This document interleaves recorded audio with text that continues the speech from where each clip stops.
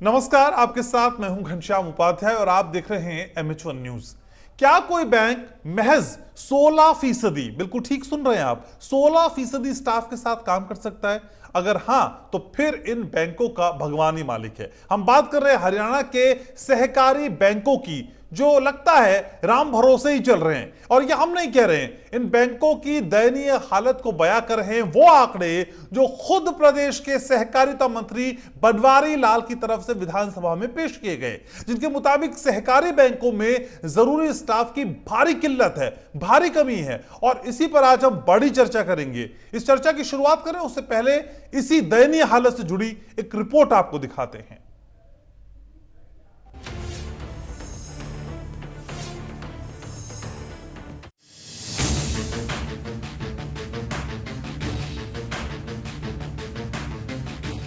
ये है हरियाणा के कोऑपरेटिव बैंक, जो लगता है कि राम भरोसे ही चल रही हैं। ये हम नहीं कह रहे हैं, इसकी तस्दीक कर रही है वो आंकड़े जो प्रदेश के सहकारिता मंत्री बनवारी लाल की तरफ से विधानसभा में पेश किए गए, जिनके मुताबिक सहकारी बैंकों में जरूरी स्टाफ की भारी कमी का पता चलता है। हालात ये हैं कि प्रदेश भर के सहकारी बैंक महज 16% स्टाफ के साथ काम कर रही हैं। इसे और आसान भाषा में समझे तो जहां 100 कर्मचारी होने चाहिए, वहां महज 16 कर्मचारियों से ही काम चलाया जा रहा है। मामला बेहद हैरान और परेशान करने वाला है। राज्य भर के सभी सहकारी बैंक जहां 4608 कर्मचारियों की नियुक्ति होनी चाहिए, वहां महज 741 कर्मचारियों के साथ ये बैंक अपना काम चला रहे हैं, यानी 3867 पद खाली पड़े हैं। इन आंकड़ों से पता चलता है कि जिला सहकारी बैंक सिर्फ 16% कर्मचारियों के साथ चल रहे हैं, जबकि चंडीगढ़ में सहकारी बैंक मुख्यालय सिर्फ 35% कर्मचारियों के साथ काम कर रहा है। यहाँ 593 स्वीकृत पदों में से 211 पदों पर ही कर्मचारी तैनात हैं, यानी 382 पद अभी भी खाली पड़े हैं। पिछले एक दशक से गनमैन समेत अन्य स्टाफ की भर्ती नहीं हुई। स्टेनोग्राफर से लेकर तमाम पद खाली पड़े हैं। ऐसे में आप अंदाजा लगा सकते हैं कि इन सहकारी बैंकों की क्या हालत है। स्टाफ के इस भारी कमी के कारण उपभोक्ताओं को कितनी परेशानी उठानी पड़ती होगी, ये अंदाजा लगाना मुश्किल नहीं है। देखो, ये बिल्कुल ठीक है। जो हमारा सैंक्शन स्टाफ है उसके अगेंस्ट हमारी स्ट्रेंथ कम है, लेकिन हमारे विभाग ने आउटसोर्स पर कर्मचारी रख करके और बैंक का काम सुचारू रूप से चलाने का कर रही है। और आगे भी हम इसके रिक्वेजिशन भेजेंगे और जल्दी से रेगुलर भर्तियाँ हों और कुछ प्रमोशन हों, लेकिन फ़िलहाल हम आउटसोर्स के जरिए विभाग को चला रहे हैं। देखो, ये भी आउटसोर्स से ही हम पूर्ति कर रहे हैं। जहाँ जहाँ बैंकों में ज़रूरत है, बैंक का जो अधिकारी है GM उसके लिए ऑथराइज्ड है, वो मतलब आउटसोर्स पर ले सकता है। जो ये हमारी पैक्स हैं, इसके अंदर ये किसानों से जुड़ा हुआ बैंक है और पैक्स के अंदर किसानों को लोन दिया जाता है और सरकार जो ब्याज है 4% प्रदेश सरकार और 3% केंद्र सरकार वहन करती है। और किसानों को फ्री ऑफ कॉस्ट जो फसल ऋण मिलता है वो दिया जाता है, लेकिन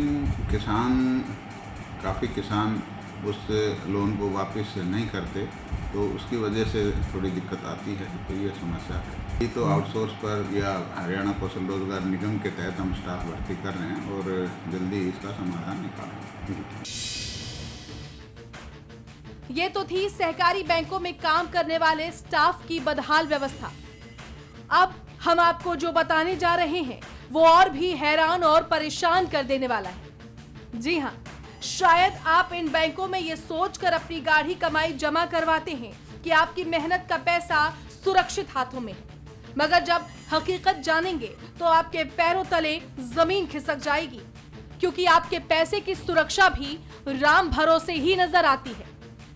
ये बात भी हम नहीं कह रहे, इस कड़वी हकीकत को सरकारी आंकड़े खुद ब खुद बयां कर रहे हैं। इन सहकारी बैंकों की सुरक्षा में जहां कुल 612 सुरक्षा कर्मी होने चाहिए, वहां महज 7 सुरक्षा कर्मियों से ही काम चलाया जा रहा है। वहीं दूसरी तरफ हरियाणा राज्य सहकारी कृषि और ग्रामीण विकास बैंक का मामला भी अलग नहीं है। इन बैंकों में भी स्वीकृत 1799 स्वीकृत पदों में से महज 512 पद ही भरे हुए हैं, जबकि 1287 पद खाली पड़े हैं। पंचकूला मुख्यालय की बात करें तो कुल 232 पदों में से महज 56 पद ही भरे गए हैं और 176 पद खाली पड़े हैं।